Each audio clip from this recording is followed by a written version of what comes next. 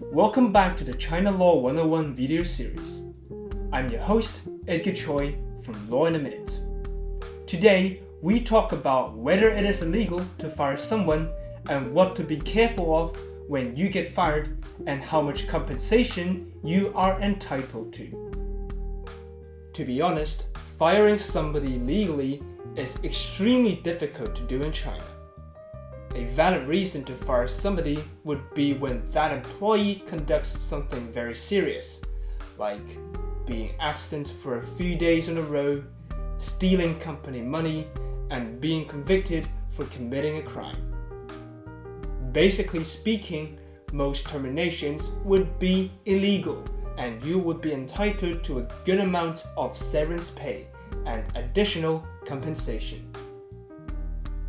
The most common trap employers use when they fire you is to pull you into the office and gravely tell you that they will either fire you or you can resign.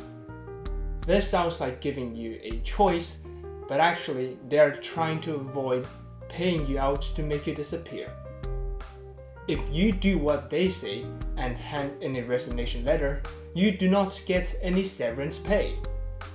Therefore, the correct way to deal with such a scenario is to ask your employer to give you a written notice of termination, preferably stamped with the company seal.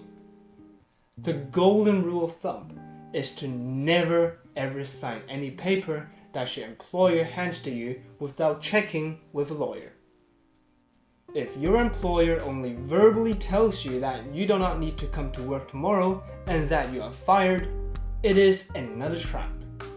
Once you do not appear at work, you will be regarded as absent, and this will be a valid reason to fire you without paying you anything.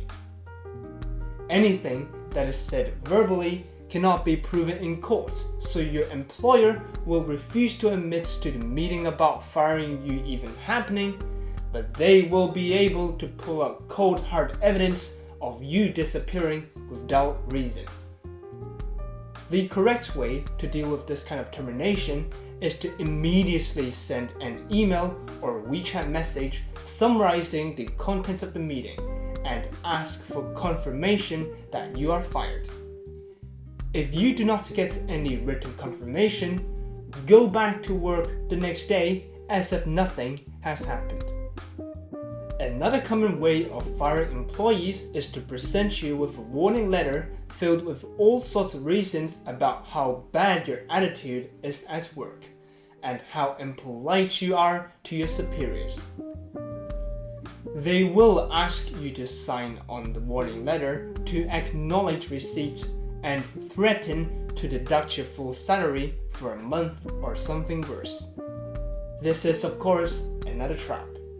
By signing your name on it, you accept the warning letter and your made-up wrongdoings, which gives the employer a valid reason now to fire you.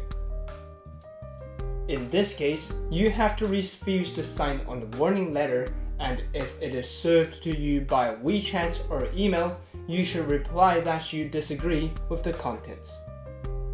So, if you have been fired illegally, you are entitled to severance pay and a penalty. Severance pay is 1 month of your salary per year of working at the company. The penalty is another compensation given to you for illegal termination, and it is also 1 month of your salary per year of working. For example, if you have worked for 3 years, then your severance pay would be 3 months. The penalty would be another 3 months with a grand total of 6 months. This is definitely not a small amount, and therefore many traps mentioned above to try and not pay you this.